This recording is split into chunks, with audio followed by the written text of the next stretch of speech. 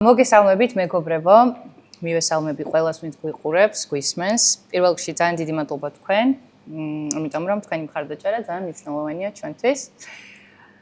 დღეს გვაქვს ძალიან საინტერესო ეპიზოდი. ჩვენი სტუმარია ადამიანი, რომელიც წლების განმავლობაში არის მუსიკის ინდუსტრიაში თავის საქმიანობით. ის არის მენეჯერი, Billboard Georgia's მთავარი რედაქტორი.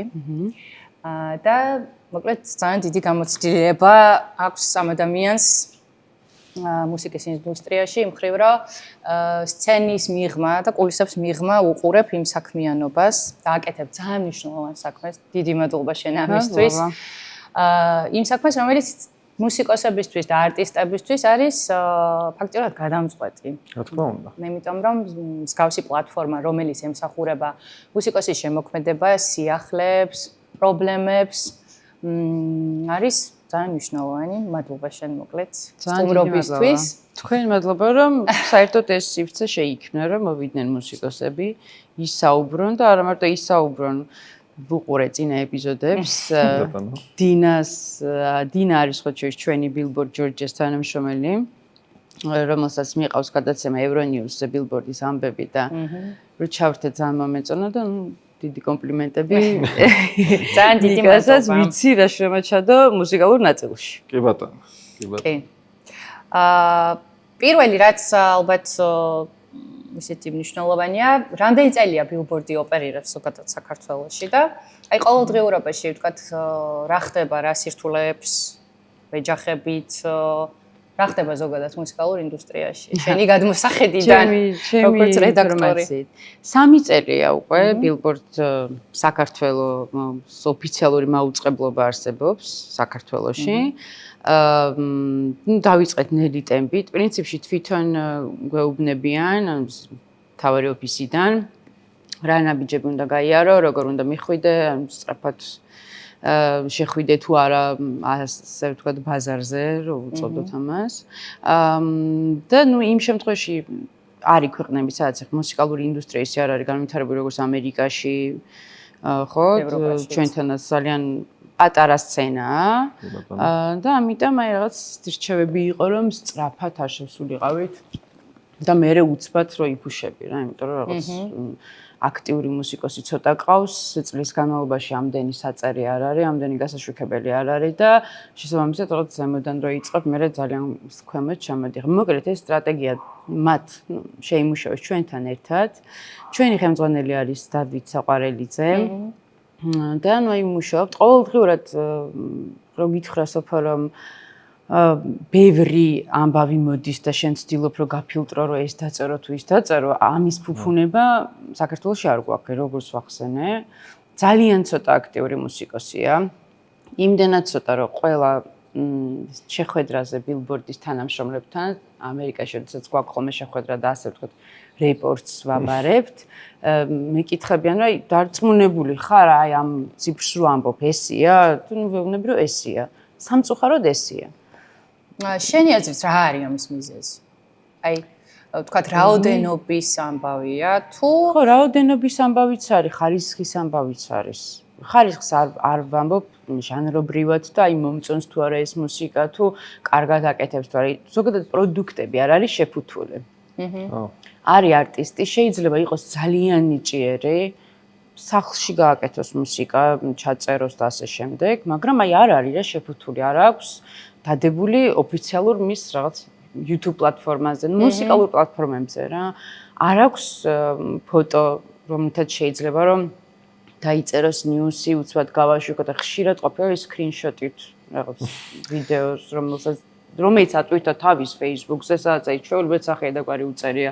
არ არის ოფიციალური, არ მუშაობს მის მუსიკალურ მხარეზე, უბრალოდ პირადი სოციალური გვერდია და იმის სკრინშოტი რაღაცები გაგვიკეთებია, რომ არაფრიდან. ხო, აი არაფრიდან რომ ეცადო რომ ეს ამბავი არ დაკარგო რა.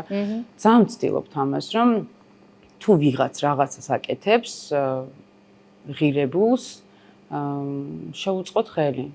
და მე მგონი რომ ნუ გამოგვდის ყოველ შემთხვევაში აი რაღაც ამბავი, როდესაც არის სულ ვეძებთ და სულ ვცდილობთ რომ ბაზა გავაკეთეთ ასევე ფოტოების, რომელიც ესე არ იყო.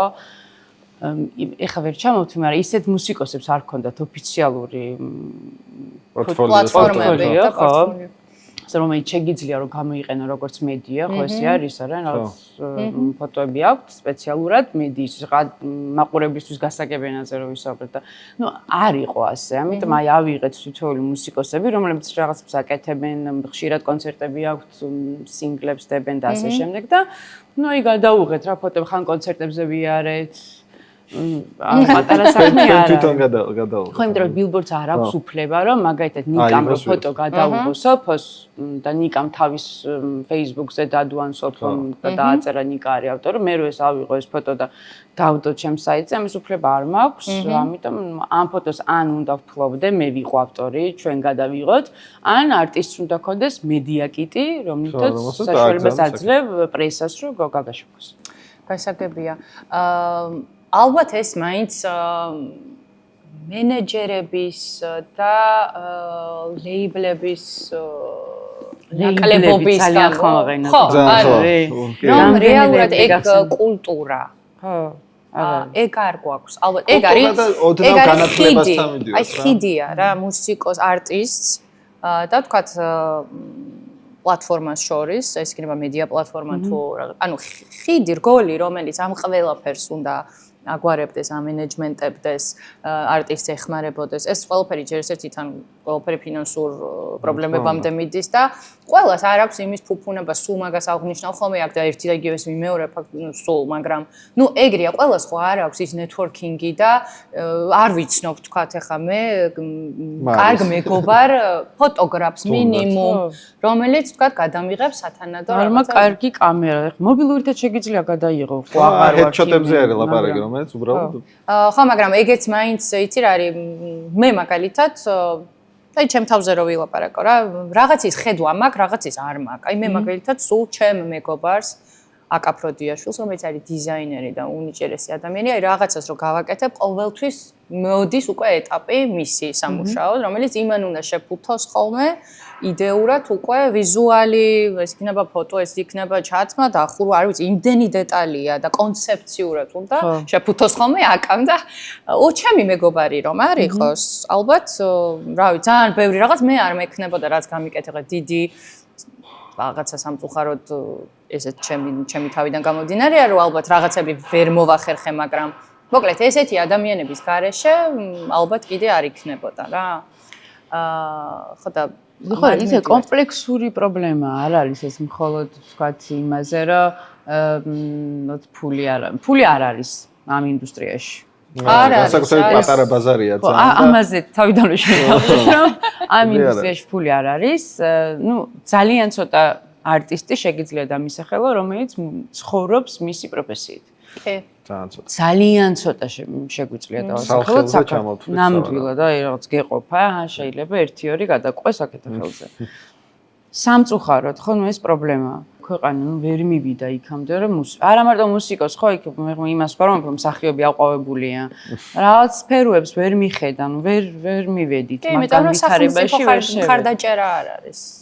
მარტო სახელმწიფო აი მან მენდიო ნიკას უფრო ეთანხმები. სახელმწიფო უფრო ნაკლებად უნდა იყოს დაინტერესებული ყოველთვის უნდა იყოს მისი შემოქმედებითი მხარე რა შვება ქვეყანაში, მაგრამ ზოგადად კერძო სექტორი უნდა დებდეს ამაში თანხას. დებს, თუმცა იმხელა ინტერესს ატარებს და იმდენად ვიწრო იმაში გავდივართ ძალიან ცოტა არტისტებისთვის დებს. ვინც ან ძალიან ცნობილია, ან რაღაცა ეხლა არის ძალიან გაჰაიპებული და ეგ არის ხომ 1-2 რა წელიწადის განმავლობაში და დანარჩენები ჩაკრებ, შეიძლება ქვეყანას ყავდეს მაგალითად რობი კუხიანიძე და ცხოვრობდეს ისე როგორც ცხოვრობს, ხო? ეს ხო გამორიცხულია, მაგრამ ნუ აი ვერ მივიდა ქვეყანა იქამდე, რომ რობი კუხიანიძეს მიხედოს. მარტო რობიზე კი არ ვამბობ, რა ზოგადად ისეთი ნიჭის პატრონი ადამიანების როგორც რობი. ვამბობ, რომ რაღაცა მხარდაჭერა. მინიმუმ რა ვიცი, ახლა ეს ცოტა მერე მინდოდა რომ ამაზე გვესაუბრა, მაგრამ აი მინიმუმ საავტორო უფლებები. საავტორო უფლებებიც კი არ არის მოგვარებული ქვეყანაში, რომ როგორც ვიცი, ახლა ნელ-ნელა გვარდება რა. ხო და აი ნაბიჯ-ნაბიჯ კი ბატონო, მაგრამ აქამდე დრო გაცდა. ხარ რა და დღემდე აი მუსიკოს რო კითხო, რომ აი დარეგისტრირებული გააქვს და ეს copyright-ი და ეს რავი ლიცენზია დაცული გაქვს და ინფორმირებულიც კი არ ხო, აი არის. ინფორმაციის ნაკლებობა. იმის მიხედვით ჩვენ მაგალითად ძალიან ვცდილობთ რამდენჯერმე სტატიაც გქონდა მაგაზე, რომ და პროპკავშირებიც მუსიკალური განხრით ცოტა ნელ-ნელა ამოძრავდა, რაც ძალიან სასიხარულოა. გარდა იმისა, რომ მუსიკოს სამის ინფორმაცია არ აქვს, პრინციპში ამას უნდა უგვარებდეს, არ ვიცი, ლეიბლი იქნება, ან სააგენტოსთან იქნება, თუ მენეჯერი ეყოლება. უბრალოდ სოფო არის შეუძლებელი, როცა წელიწადში შენ გაქვს 2 კონცერტი, ან 3 კონცერტი. ან 2 კორპორატიული. როგორ წარმოგიდგენია, რომ შენ ხა ამ 2-3 კონცერტიდან კიდე გინდა რომ რაღაცა პროცენტი გაუყო მენეჯერს იქნება თუ ლეიბლს და ასე შემდეგ რა. ანუ ვერც მოვთხოვ ყველას, რომ იცი რა შენ ხომ უნდა ისწავლო ის, რომ წახვიდე და პროდიუსერი და მენეჯერი ყავდეს და შეუძლებელია რა. ამ საქმიდან რაღაც თანხა რო დაგრჩეს, დაგრჩეს რა იმისთვის, რომ უბრალოდ იარსებო რა. შემდეგ კონცერტამდე მაინც შემდეგ ხო, ეგეთიც ძალიან ცოტა ვიცი, მაგას რომ ძალიან ცოტა ვიცი ამ პროფესიაში ადამიანი, რომელიც მარტო ამ პროფესიით ცხოვრობს. ძირითადად მუშაობენ სხვადასხვა სამსახურებში. მე უკვე ძალიან დაღლილი მოდიხარ სახლში და რეპეტიცია ძალიან ხო, კი არ გეზარება, უბრალოდ აღარ შეგიძლია. თავზე მოძალა რო არ არის, ზუსტად მომენტია ხო? მე აი ამ რაღაც რუტინაში მე ვიღაც სპირალივით ამბავია, ხო? და აი სადღაც ერთ დღეს რო იტყვი რომ აი აღარ მინდა მე ამ სამსახურში და აი ჩემი გიტარა უნდა ავიღო, უკვე დეკვალიფიცირებული ხარ. და აი სამწუხარო არის ის, რომ აი ეს ამბავი დაემართა ძალიან ბევრ უნიჭიერეს მუსიკოს. მაგრამ ნუ რას ისა? ხო და იცხოვრს იქ შვილი ყავს, იქ კომუნალურია გადასახდელი, რაღაც წყალი უნდა იყიდეს და მინიმუმი და თუ გადარჩენაზე უნდა იწოვოს, კი. და ვისაც რაღაც ბენდი ყავს და ფრონტმენია თუ არ ვიცი, თვითონ რომ ვიღაცა და ბენდი. ხო რა, თვითონ ცდილობენ რომ მაგალითად ასევე მენეჯერიც თვითონ იყოს და აიღოს ეს ყველაფერი და ცოტა ერკვევა და უკვე თან ამ სამყარომ რომელშიც დღეს ვცხოვრობთ, უფრო გაამარტივა რაღაცა რომ დაგუგლო როგორ უნდა იქცეოდეს, რა სჭირდება მუსიკალურ მენეჯერს რომ რაღაცა ბენდი წარადგინოს ესე და ესე. ხო უფრო მარტივად ისწავლება ეს ყველაფერი და შეგიძლია თუ ცოტა ნიჭი გაქვს ამის, ამასაც, მაგრამ სარეპეტიციოების პრობლემაა. აი თქვენ სულ ამაზე ვსაუბრობთ. ხო, ცოტა რაღაცა მინიმუმი სარეპეტიციოს პრობლემა არის ჯერ შოვნის, იმიტომ რომ არ არის გამართული სარეპეტიციოები და მე ისეთ დიდად ხელმისაწვდომი არ არის. არა. ამიტომ აი ეხა როგორ წარმოგიდგენია რომ ყავს ბენდი, რაღაც ალბომი გაქვს ჩასაწერი და თვეში ერთხელ შეიძლება რაღაც ერთ-ორ რეპეტიციას 2 საათიანს მოკრახელი. 2 საათიას, ნუ აი რანაირად დადო ის პროდუქტი რაც გაქვს თავში ჩაფიქრებული. სწორედ ამიტომ საუბრობთ ჩვენ ახლა ამ ყველაფერზე და ჩვენი მიზანი ის არ არის რომ თქვა თითი გავიშვიროთ, გავაკრიტიკოთ, თქვა პირიქით, ან ჩვენ ამ ყველაფერზე იმიტომ საუბრობთ, რომ თუ არ ვილაპარაკეთ. ხო, არა. დარჩება ისე როგორც არის და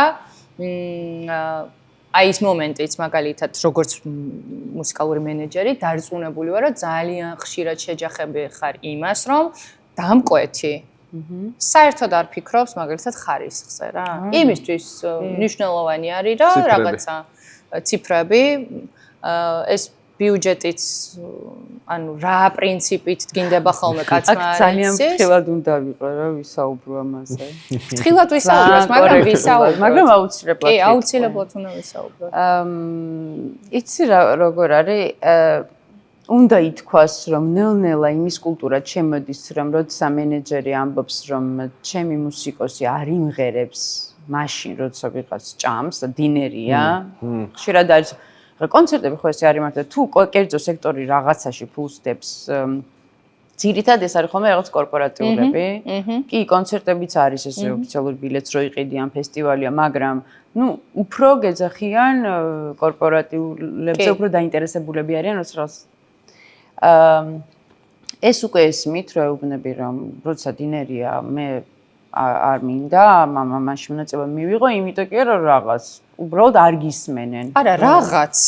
რაღაც. ხო, აი ჩემთვის არის ფსიქოლოგიური ტრავმა, ეგ. პირდაპირ. საშინელება, ხო. ეს არის დამამცირებელი, ეს არის შეურაცხყოფელი და ეს არის მე მაგალითად სწორედ მაგ მიზეზების გამო მიუხედავად იმისა, რომ თქვა შემეძლო გამომეყენებინა რატო ახლა დამატებითი შემოსავალია და არაჩვეულებრივი წლების განმავლობაში ტელევიზიაში მუშაობასთან ერთად დააგროვებდი კაი უკვე წარსულს ჩაბარდა, რა ვიცი რა, რატომაც არა ხო კორპორატიულ საღამოებზე.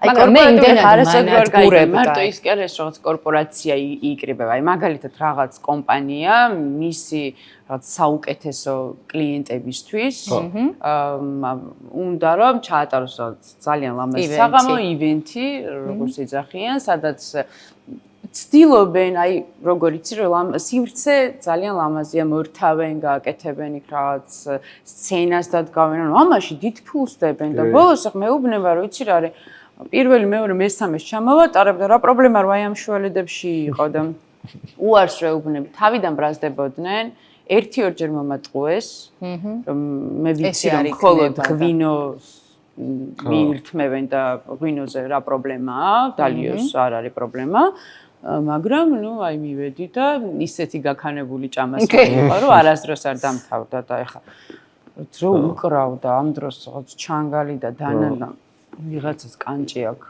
კედებული ძალიან არასასე ანუ უპატივცემლობაა საერთოდ ჯერ ხო იმის მხრიდან ვინც ამას აორგანიზებს და მე იმის მხრიდან ვინც იგზის და ხო ვითხრეს რომ გამოდის ესა და ეს შენთვის უნდა რაღაცები შეასრულოს, ესე იგი რეპეტიცია, იშრომა, იფიქრა, რომ ამის შემდეგ ეს მარტო არ არის ავარაუდოდ ბენდი, 5 კაცი მინიმუმ არის. ხო, რაღაც ბენდი, ან თუნდაც 3 იყოს, თუნდაც 2 ადამიანი იყოს, რა მნიშვნელობა აქვს? ნუ იცვალა ადამიანმა. მოვიდა რა შენ ემოცია გადმოგწეს. აი, არც ძალიან ვერც ხვდება შენ დაამთავრე თუ ეხლა ფონური მუსიკა ხარ რა. ხო. მე ის მომწონს ხოლმე ეს ნაწილი, რომ აი ეს თაიგულები დაჯდა 80,000 ლარი და ეს ხალი ჩაღირდა 140,000 ლარი და კაი ბენდი 2,000 ლარში არიცი. აი ეგენი მაგიჟებს ხოლმე როგორც წესი, იმიტომ რომ ვერ ხვდებიან რა არის უბრალოდ ვიღაცა უკრავს და ხმაური მოდის იქიდან და რა არის რომ თქვათ ეხლა ჩვენ ვისაც ვიცნობთ კაი მუსიკოსებს ის როდის და ის რო უკრავს რამდენად სიამოვნება იმის მოსმენ და რამ ხელა სხვაობა თუნდაც აი იმ ბიუჯეტში რომელშიც უნდათ რომ ჩაგვატიონ ხოლმე რა ეხლა მე და შენ ძალიან ბევრჯერ ვითანამშრომლია და ყოველთვის რაღაც ვხატავდით ხოლმე ეგეთ რაღაცებზე რომ აი რომ მიდიოდა მოლაპარაკებებზე რომ მარი გეტყვიან რაღაცა სისულელეს ნერვები არ მოიშალო ნერვები იმიტომ რომ კაცზე 300 ლარი გეყოფათ და რაღაცებს რო გეუბნებიან ან ბარტერს თავ იყო ესე ეხლა ნაკლებად მოდიან ტყვა ესეთი წინადადებებით იმიტომ რამდენჯერმე ვიჩხუბე რამდენჯერმე ძალიან ცუდი საუბარი მქონდა და ყოფილა ესეთ შემთხვევები, რომ ერთ-ერთ სასტუმროში ქალაქ გარეთ უნდათ რაღაც ძალიან დიდი ღონისძიება 500 კაციანი, აი დაახლოებით ის იყო, რომ ამ ყვავილში გადავდეს ყვავილი ჩამოვიტანეთ ჰოლანდიიდან პირდაპირ რეისით ის იყო ივენთი და უცბად მეუბნებიან რომ აი თქვენ რომ მე +1 დღე დაგტოვეთ სასტუმროში სასტუმროს ბარტერი რატომ მეუბნებიან ბრექფესტი იქნება ხო აი შეიძლება ბრექფესტიც მე ცოტა დაგაბაზლონ ზემოდან რა უკრაც ბონუსი იყოს და ეხლა ნაკლებად მაგრამ თავიდან რომ დავიწყე ამ სფეროში რომ შევდგი ფეხი უფრო ხშირი იყო ესეთი შემოთავაზებები ძალიან ცნაური რომ ვერც კი წარმოვიდგენდი რომ შეიძლება ვიღაცის თავში მოიხარშოს ნუ მანდ მივდივართ უკვე სამწუხაროდ ზოგადად ჩვენი სოციუმის განათლების და კულტურის პრობლემებთან რომელიც ეს არ არის მარტო დამკვეთის პრობლემაც ახლა შენ რომ იქ ვერ ხვდები რომ ყბაში კანჭი არ უნდა კონდეს. როდესაც ეს უკვე შეგნება არის, კულტურა არის და ნუ ხო, მაგრამ აი მართლა უნდა ითქვას, რომ აი ბოლო პერიოდში ვისთანაც თანამშრომლობ, არ მინდა ხა შეგნებულად თქვა, იმიტომ რომ რეკლამაში ჩაეცვა და თუ რეკლამა გნებავთ, შეგიძლიათ მოვწადოთ. დიდი მადლობა, მადლობა. და მე ჩავერთვები და ვიტყვი ვიზე მქონდა საუბარი. ნამდვილად ძალიან დიდ პატივს ვცემ. როდესაც მე მithქვამს, რომ იცი რა არის აი თუნდაც რაღაც კოქტეილები შემოვა და აი მithქვამს რომ ხმაური იქნება ამ მუსიკისთვის კოქტეილზეც რა ისე წამოყოლიან, რომ კარგი, აი ამ დროს მაშინ გავაკეთეთ პაუზა, თუ არ შეწუხდებით. თუ არ კეთდება პაუზა, კარგი, მაშინ გადავაბით და ჩვენ მერე შემოვიტანთ ამ კონკრეტ. ყოფილა ესეთი შემთხვევებიც კი არა და ეხლა ვისთანაც თანამშრომლობ ძირითადად ყველა ასეთია, ძალიან კარგად ესმით. ცდილობენ რომ არტისტის, რა ვიცი, ყველა მოთხოვნა შეასრულონ, მაგრამ იციან რომ ის არტისტი ზუსტად იმას და უფრო მეტსაც დაუდებს, რაც ჩაფიქრებული აქვს. და მე ეს ორმხრივი როცა არის, კარგი გამოდის რა, იმიტომ რომ როცა იცის არტისტმა რომ წინაპირობა ამ მოლაპარაკებების რა იყო, იქ რა დახვდა, თვითონაც სცენაზე როგორი ადის, ხო, უკვე გატეხილშია, ხო? რომ არაფერი ვილაპარაკოთ ბოდიში გაგაწყვეტინე, საერთოდ ტექნიკურ, ანუ ხმის ინჟინრებზე და იმ ხალხზე, რომლებიც კიდე ეს არის პრე.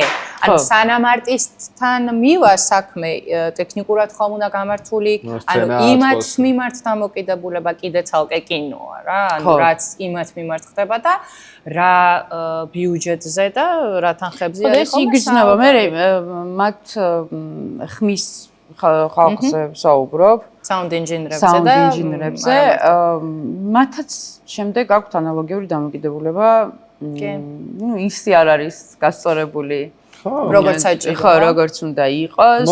თვითონაც გვიან მოდის, რომ თქვი რომ sound check-ი მექნება 3 საათზე, მოდის 5-ზე, ველოდებით არასდროს არ არის აწყობი და ნუ ვერაფერს არ ვეუბნები რა. ხო, როცა იცი იქამდე რა დღეში იყო. რა ამბებში როგორ გადაიტანა. მე მაინტერესებს თვითონ არტისტებთან ურთიერთობისას.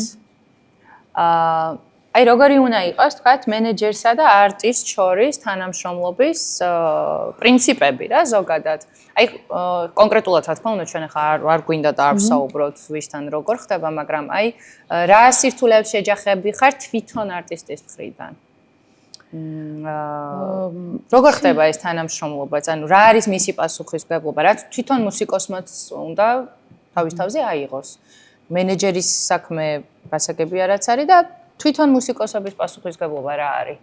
მე შემიძლია ვთქვა, რომ ძალიან გამიმართლა იმ მუსიკოსებში, ვისთანაც თანამშრომლობ. არ შევჩეხილ ვარ ჯერ ისეთ ამბავს, რომ ისე გამიცრუა იმედ, ანუ მხოლოდ ერთადერთხელ იყო და მაგის წყალობით მე ნიკა გავიცანით. მაგამ ვიშენა, უცად რაღაც პოზიტიურიც შეიძლება დაინახო, ხო?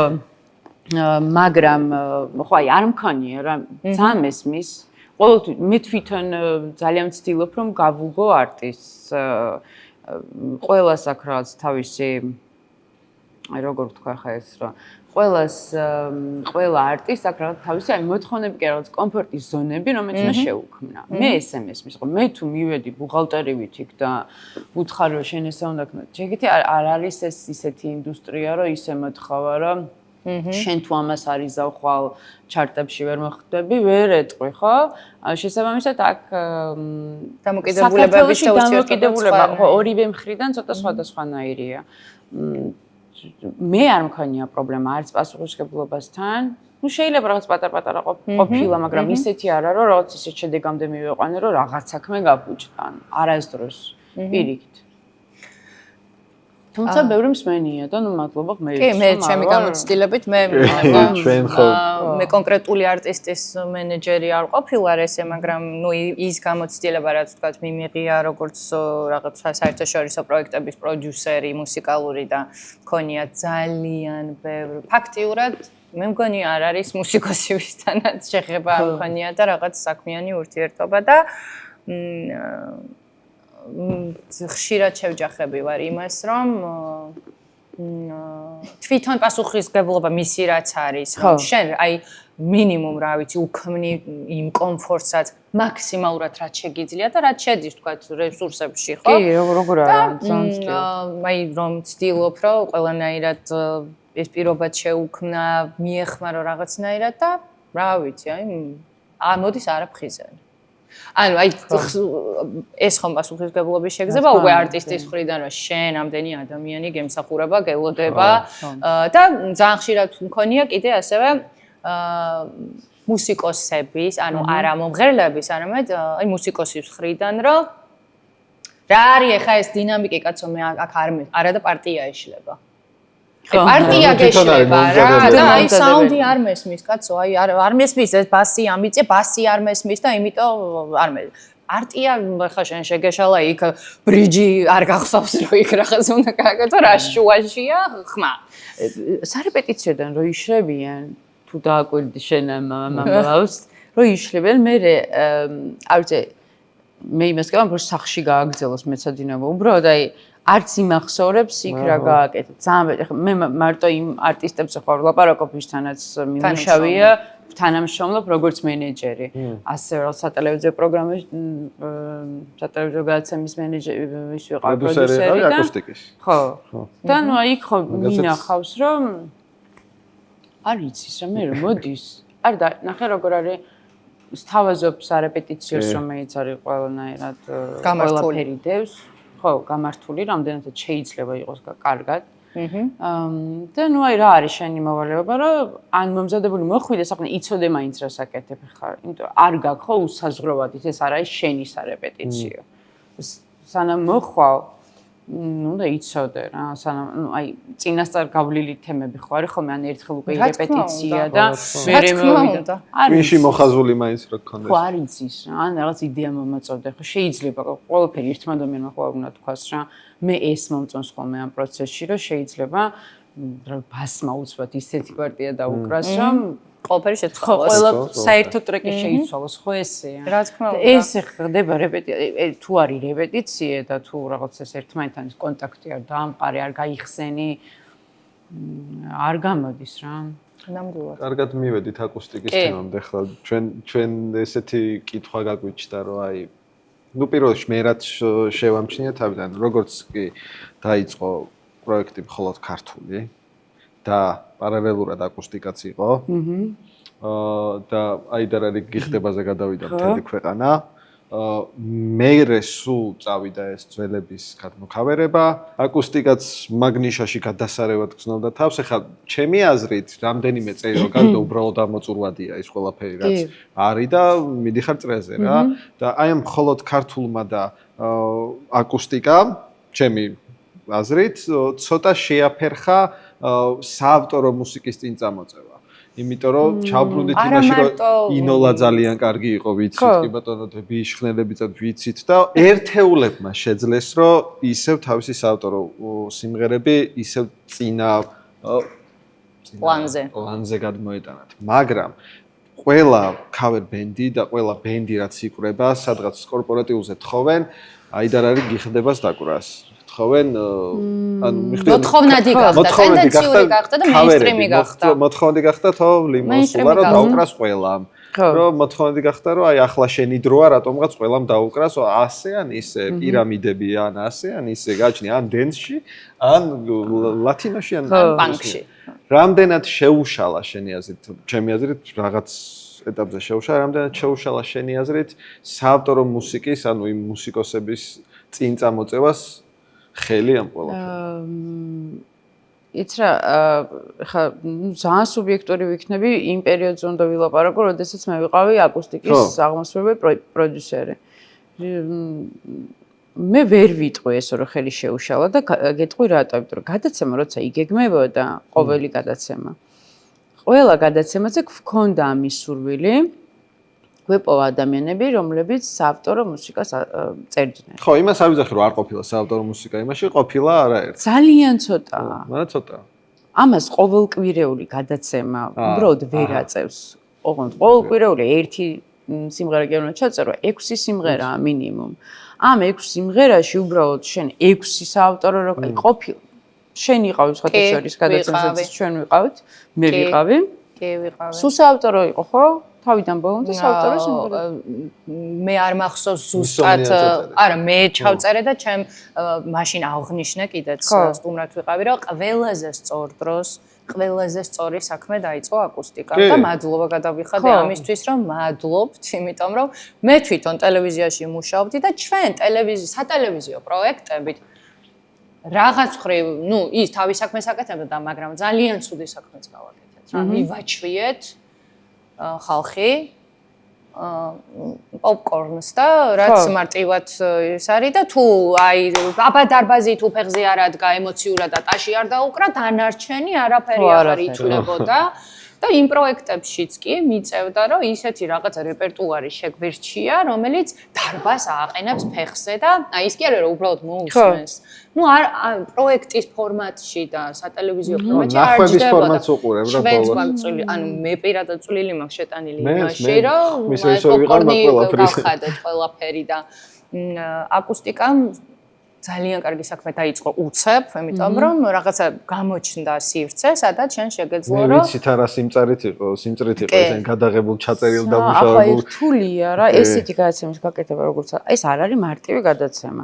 შინაარსობრივად არის რთული ტექნიკურ მხარეს რო თავი დავანება და შინაარსობრივად აი კიდევ ერთხელ ვამბობ რომ შენ რომ დაჯდე და კვირაში 6 სიმღერა იპოვო აი ამ 6 სიმღერიდან 3 მაინც იყოს ხოლმე საავტორო. ანუ იძახი რომ არის მაგის პრინციპში ჩვენც შევეჯახეთ მაგას, იმიტომ რომ რო ფიქრობ რომ ადამიანები ვინც ცნობადია და რო გინდა რომ თქვა მოიყვანო ნახვები დაწერო. ხო.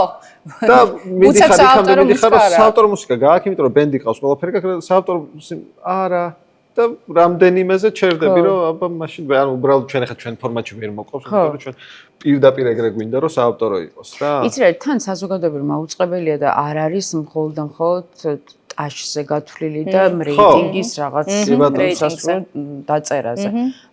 ამ გადაცემას რომ როდესაც ვქმნიდით, გიორგი ასანიშვილი არის ავტორი გადაცემის, არ ქონდა ამოსავალი წერტილი ის რომ მხოლოდ და მხოლოდ რაღაც რეიტინგი დაეწერა. ესეც უნდა ყოფილიყო. რა თქმა უნდა. ჯანმრთელია ესე ფიქრი რა, რომ ესეც უნდა იყოს, რა ვაკეთებ, რა თქმა უნდა, გინდა რომ რაც შეიძლება მეტმა ნახოს, ხო? მაგრამ ის რომ საავტორო მუსიკას და მუსიკოსებს რომლებიც აი გამოჩნდებოდნენ უცბად რაღაც აი ვიდეო მობილური ჩაწერილი ესე მოგვიზებნია და ხელი შეგვიწია. ხო, ხელი შეგვიწია ნამდვილად იყო. არის კიდე ხარისხობრივი ამბავი, რომ რაღაცა შემეცეთია რომ უბრალოდ სატელევიზიო ეთერს არ უხდება ცოტა ხმამაღალი ნათქვამი, მაგრამ აი არ ჯდება რა, აი ვერ. არა, არის, ბევრი ახლა მეც შემხედრია ხა ჩვენ შეხედრია, რომ აი გინდა რომ რაღაცა გამოიყვანა, მაგრამ ნუ არ გამოდის, იმიტომ რომ ხარისხობრივად თვითონ დაგვრა პრობლემაა რა. ხო, აი ძირითადად მაგეთად არის, აკეთებენ საავტორო მუსიკას, წერენ, მაგრამ აი არ ყავს ბენდი.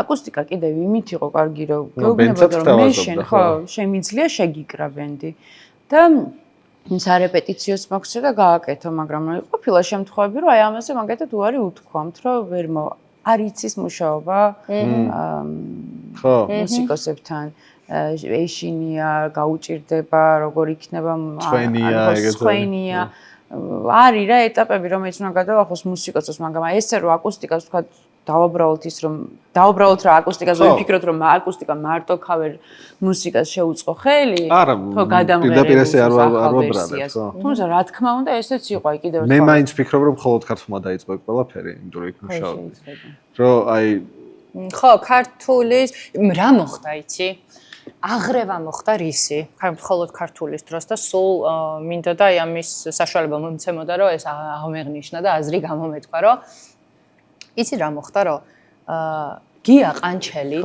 ხო და უცებ რა ვიცი რაღაცა ფანოღიც ახალგაზრდებმა ჩვენზე პატარა თაობამ ერთნაირად მოსმენა დაიწყეს მოდაში შემოვიდა ერთნაირად უცებ ინოლაც რაღაცა უცებ შეურაცხყოფა არავის არ მინდა მივაყენო მაგრამ ნუ აი ძალიან მდაბიო ხარისხის ქართული მუსიკაც გახდა ტრენდი და გია ყანჩელიც და ირაკლი ჩარკვიანიც და აი იყოს რაც უფრო ბევრი იქნება იყოს არა მე გეტყვი რატომ მოიტანა ეს ანუ რატომ ხდა ესე გინდა გითხრა იმიტომ რომ აი 80-იანი და 90-იანი წლების მუსიკა როდესაც საქართველოში იქმნებოდა ძირითადად იყო ქართულენოვანი კი მერე იყო წყვეტა და როდესაც მუსიკოსებმა ნუ იფიქრეს რომ აქ არც ფული კეთდება არც სახელი არაფერი მოდი მე შევქმნი მუსიკას რომელსაც ექნება ინგლისურენოვანი ტექსტი და დაიწყო ამ მუსიკის ესე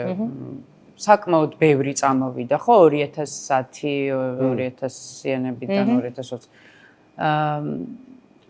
წყვეტა მოხდა რა მსმენელსა და მუსიკოს შორის, იმიტომ რაც არ უნდა გენიალური იყოს, თუ შენი არ არის, ეს ახლოს ვერ მოვა რა. ან და რაც არ უნდა მარტივი იყოს, შენი როა მოვა ახლოს.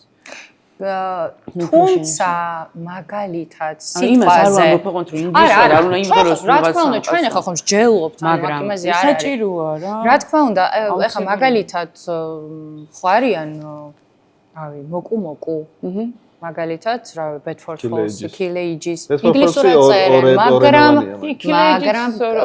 მაგრამ მიიღო მაინც მსმენელმა და ძალიან შეიყვარა და ძალიან ავიტაცეთ მე მგონია რომ 90-იანებში კიდე გარდა იმისა რომ ქართულენოვანი იყო და ენა გადამწყვეტია რა ქართველისთვის განსაკუთრებით მაშინ იყო მაესტრო რომელიც თანაბარ უფლებიან სხდიდა ყველა არტისტს ყველას აძლევდა საშუალებას რომ დაეტრიალებინა მისი კლიპი იქნებოდა თუ სიმღერა დღეში არ ვიცი 37 ჯერ ერთნაირად და ყველა ქმნიდა ანუ ყველას თავისი კონტენტი და მსმენელი ყავდა მაესტროს გარდა რადიოები იყო რომელიც მაშინ პლატფორმები იყო რა ბევრი ეხლა რამდენია შე რომ მარტო აი ეს ტელეფონი ეხლა ძალიან ბევრია მარტო სამი მუსიკალური პლატფორმა მაქვს მიხდი ეხლა იმდენია რომ იბნევი სად იყო მაშინ კონკრეტულად მაშინ იცოდი რომ ამ რადიო სადგურზე არ მიყვარს ეგ სიტყვა, მაგრამ ამ სიხშირეზე რა იცი რა მუსიკა და გადართავდა ამას მოსო, იმას არეკარები, იმას დასცინი, ამაზე იცინი და ასე შემდეგ რა. კი იცოდი, ფესტივალის უფრო მეტი იყო, კომუნიკაცია კი იყო კიდევ უფრო მეტი. რატო იყო კიდევ უფრო მეტი ფესტივალი? რატო იყო 90-იან წლებში? ხო და რა მოხდა? თითქოს ახლა ამ digital სივრცის განვითარებამ და ტექნოლოგიურმა განვითარებამ და რა პირიქით ხო უნდა ექნა. მაშინ ადამიანებს უნდათ კომუნიკაცია ახლოს ყოფნა. სახში შუქი რომ არ არის. დენი რო არ არის, რო ცივი და რო იყენები არ გიჩვენე იცევა და კაი მუსიკას მითხრა. ეგეც არის და თან ეხლა მე რო ძველ ვიდეოებს ვუყურებ ამ ფესტივალების და რაღაცეების. როგორ არის ეხლა კიდე ნაკლებად. ერთი პერიოდი აქ იყო რომ კონცერტზე მიდიოდი და აი ესე უნდა მდგერა რო გეცეკვა რო გემღერა ცოტა რაღაც ის იყო რა ხო ცოტა ეხავდა რო ეხა ვიღაცამ დამინახო ცოტა ცეკვა და რაღაც ეხა კიდე ცოტა ნაკლებად არის ეგრე და ეგ მაგ დროსაც წვეტა არის ეხა 90-იანების ბოლოს რომ მართლა უშუქობა და უწყლობა და უბედურა იქ ერთობი ბოლომდე აქ მე გადავედით იმაზე რომ აი ფრაკით თუ არ ვზივარ კონცერტზე და აბა რას მიკრავ შენ ესე თუ არ უსმენ არ გამოდის და ეხლა კიდე ცოტა გადავდივართ იმაში რომ ვერთოვით მაგრამ ერთი მუსიკალური დიდი ფესტივალი ქვეყანაში რო არის თქვა მხოლოდ ერთი დიდი რა ოპენი არის ძალიან რთულია და წინანდალი კლასიკური ხო თითო რომლისთვისაც აი ელოდები მთელი წელი რომ იქნებ მოგიწიოს რომ შუა დღის 5 საათზე დაუკრა როცა ადამიანები არ არიან ხდი ანუ არ უნდა იყოს რამდენიმე შეიძლება ოპენერი იყოს headlining ფესტივალი მაგრამ უნდა იყოს კიდევ კერძო სექტორმა რომ მაგაში მიიღოს მონაწილეობა რომ არ უნდა იყოს ისე რომ მე ფულს რო ჩავდებ ზეგ თუ არ ნახე სამაგი მოგება მაშინ რატო ჩავდო ფული ეგეთ რაღაცში ანუ რაღაცნაირად როცა დიდი მოგების კომპანია ხარ შეგიძლია პატარ-პატარა ფესტივალები გააკეთო დამწყები მუსიკოსებისთვის რომ სცენაზე რო არ მდგარა და ხალხთან რო არ მდგარა ჯერ რომ რაღაც მიაჩვიო ისიც მე ის რო სცენაზე აბა მე მიხვდება რომ უკეთესად უნდა დაუკრას სიტყვაზე უკეთესად უნდა ჩაწეროს უკეთესად შეიფუთოს და ანუ ესეთი პატარ-პატარა ნაბიჯებით იწევა მთლიანად ხარისხი მე ქვეყანაში და არა ჩვენც ახლა იგივე პრობლემას არ ვეჯახებით ჩვენ ვართ სტარტაპი ახლა ხო ესე ახლა დავიწყეთ და იდეა რას ემსახურება საავტორო მუსიკის პოპულარიზაცია ზუსტად და ჩვენ გვინდა რომ შევქმნათ სივრცე რაღაც ადგილი პლატფორმა სადაც მუსიკოსებს შეეძლებათ რომ თავიანთ შემოქმედებაზე პრობლემებზე სიახლეებზე ისაუბრონ და თავიანთი საავტორო მუსიკა გააცნონ, ვინც მოგვისმენს. და რა თქმა უნდა, ძალიან გვიჭირს სპონსორებთან საუბარი, იმიტომ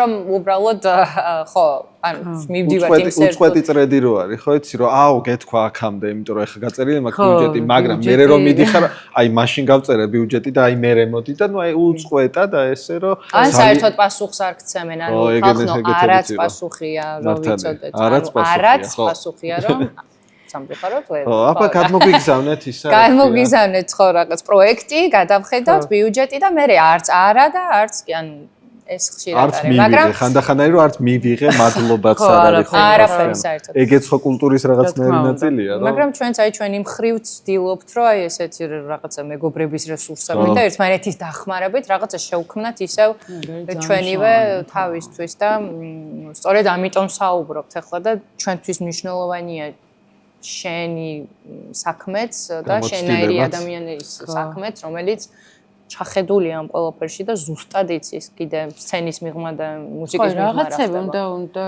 არ ვიცი გადავაფასოთ თუ სხვანაირად შევხედოთ ჩვენ რა უბრალოდ იმ სექტორმა რომელსაც აქვს იმის შესაძლებლობა რომ ამ ინდუსტრიას ცოტა მეტი ყურადღება მიაქციოს რა ისეთი ყურადღება როგორიც ეკუთვნის ჩვენ Billboard საქართველოს გავაკეთეთ ივნისში ესეთი პროექტი, სადაც Billboard-ის 10 ქვეყანა ჩავრთე და უნდა მოეწოდებინათ მათ ქვეყანაში დამწყები თვალ დამწყები არ, მაგრამ ესე ერქვა მომავალი თაობა next generation.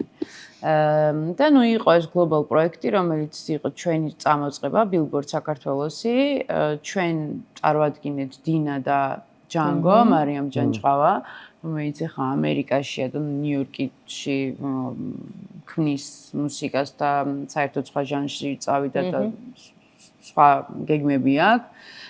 და ნუ დინა, რომელსაც მართლა ვთვლით, რომ დღეს ერთ-ერთი საუკეთესო პროექტია და ნუ გავაგზავნეთ ჩვენი მხრიდან. აი მართლა უნდა გითხრათ რა, რომ ხო იყო 10 ქვეყანა, მოწინავე ქვეყანა იყო საფრანგეთი, იტალია, იაპონია, ასე შემდეგ და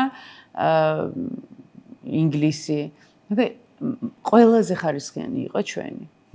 რა კარგია. ანუ იმას კი არ ვუყურებ ისეთი აკლდაიდან ხარის, რაც დავუწუნე, ესე არ არის, მაგრამ აი ისეთი რომ მართლა პლეილისტში ჩაიგდებ და სიამოვნებით მოისმენ და ისეთი კი არა რომ მაინც და მაინც ტრენდს აყოლილი.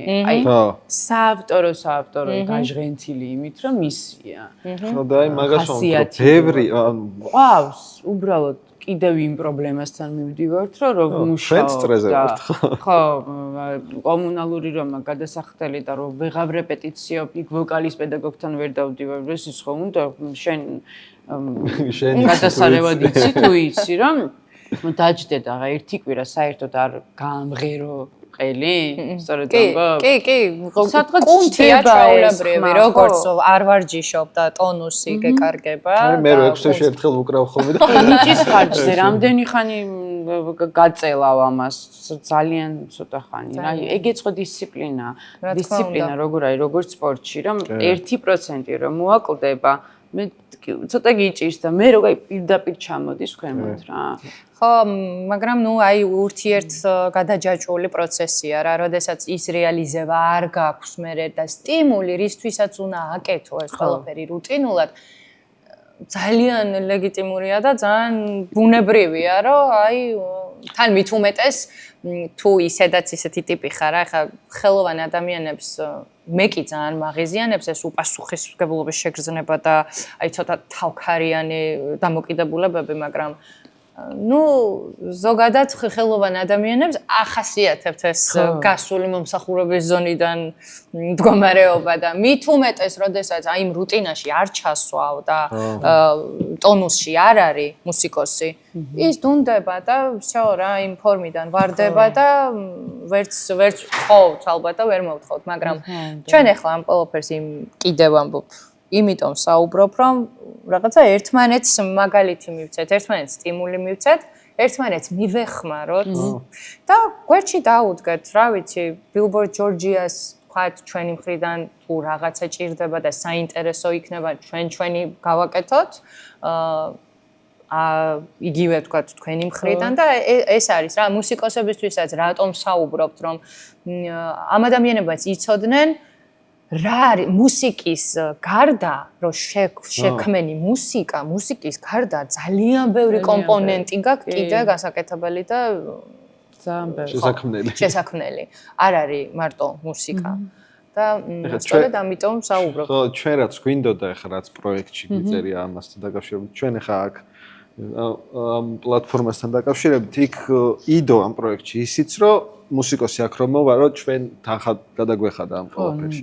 რომ ეს არ ყოფილიყო რომ მე რა ხალხი რომ დაესწროს. და ხალხი რომ ძალიან იმიტომ რომ ცოცხალი აუდიტორია ყავდეს იმ იქვე, ანუ დინა ნებისმიერი tape visitors ვიღაც აი ეს სივრცე იქნება თუ ნებისმიერი სხვა სივრცე იქნება რომ იყოს 50-100 კაცი მაინც მაყურებელთან და მსმენელთან რომ უკრავ მაინც სხვა ის რომ შენ რაღაც მოხვალ აქ მარტო ვიდეო და ინტერვიუ კი არ იქნება იქ რაღაც თქვათ 1000 ლარი 2000 ლარი სიმბოლური თანხა თქვათ სიტყვაზე მაგრამ ის შეიძლება გამოიყენო თქვათ ჰედშოტების გადაღებაში გამოიყენო საუნდკარტის ყიდვაში რა ვიცი ეგრე გვაქვს იდეაში გაწერილი რა ეგრე გვაქვს გაწერილი რომ რაღაცა წაიღოს ადამიანმა მუსიკოს მაქედან წაიღოს რომ თავის თავს მიეხმაროს თორე მე საუნდკარტაც მაქვს და დინამიკიც ხვდები ანუ მე ხოდა ცოტაა ესეთი რა საუნდკარტა და დინამიკი როგორ იმიტომ კი არა მარტო მე ვიცი მუსიკოსი რომელსაც მაგალითად აქვს გადასარევად შემოსავალი მაგრამ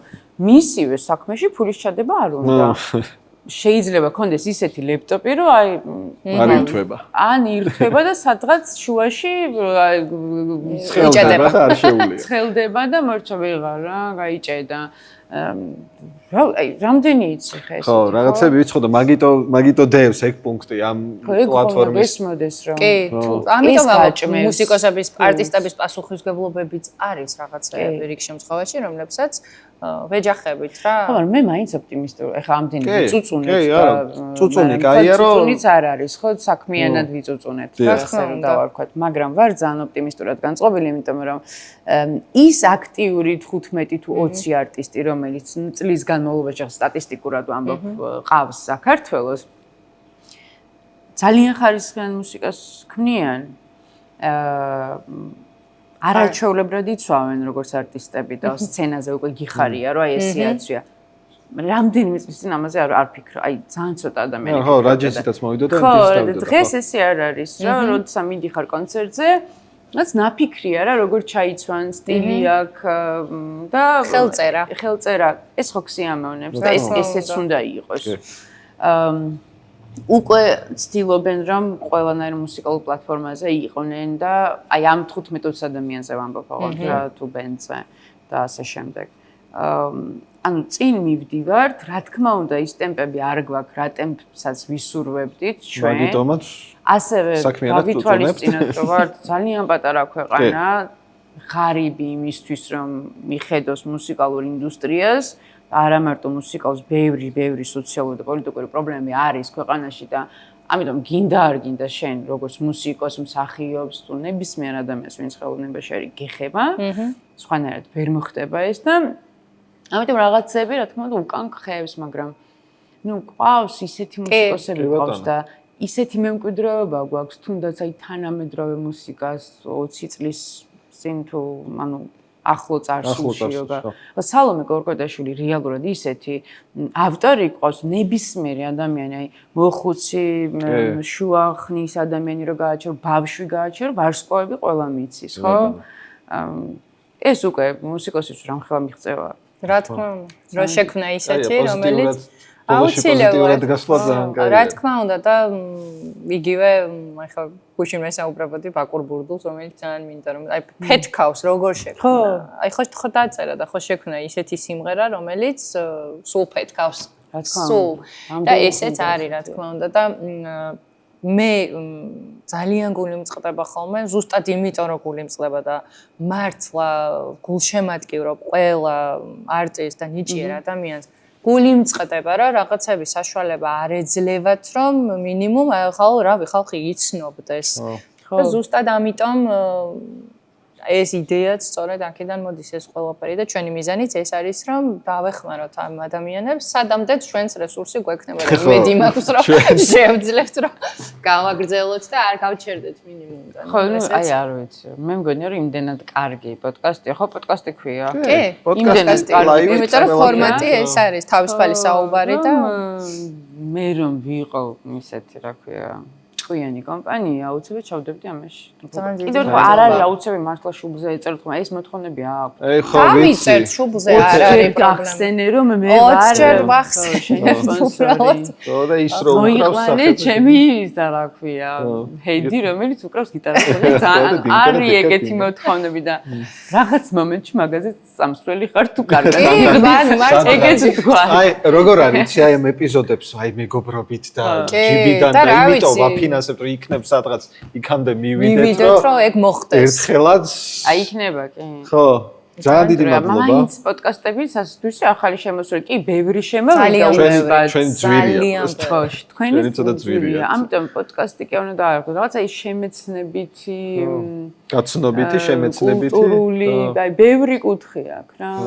და აი აუცილებლად გამოვიყენებ მომენტს და ისევ უღრმეს მადლობას გადავუხდი ქაოს ბარს, რომელიც აი ესე უანგაროდ გვიდგას გვერდით და ვფიქრობ რომ ძალიან სასიამოვნო გარემოს გვიქმნის და მადლობა ქაოს ბარს, მადლობა ოზის, იმიტომ რომ თორნიკე ანდრიაცეს რომელიც რომ არ ყოფილიყო ჩვენ ამ ეპიზოდს ვერ ჩავწერდით და ძალიან დიდი მადლობა ყველაფრისთვის, რასაც აკეთებ და უკეთეს მომავალში შევხვდებით. აუცილებლად და დარწმუნებული ვარ, რომ თუ ჩვენს შევძლებთ გაგრძელებას და იმედია არ გაჩერდება. შევაჯამოთ ყოველ წელს შევაჯამოთ. კი.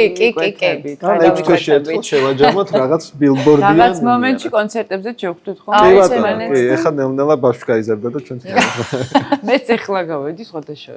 ბავშვი რაც გაიზარდა, მას შემდეგ ახლა შაბათს გარეთ კონცერტზე პირველად ვიყავე. მართლა? ხო, 8 წლის 7 წლის არის ბავშვი სასაგრაში. 7 წლის ვიყავე, ეხლა ვიყავე კონცერტზე და აღმოჩნდა რომ ძალიან მჭირდებოდა. კი. ხო, მაგარია. მოკლედ, ძალიან დიდი მადლობა. მადლობა თქვენი წარმატებები და შემდეგ მოსვლაზე 1-3-4 სპონსორი იქნება. კი.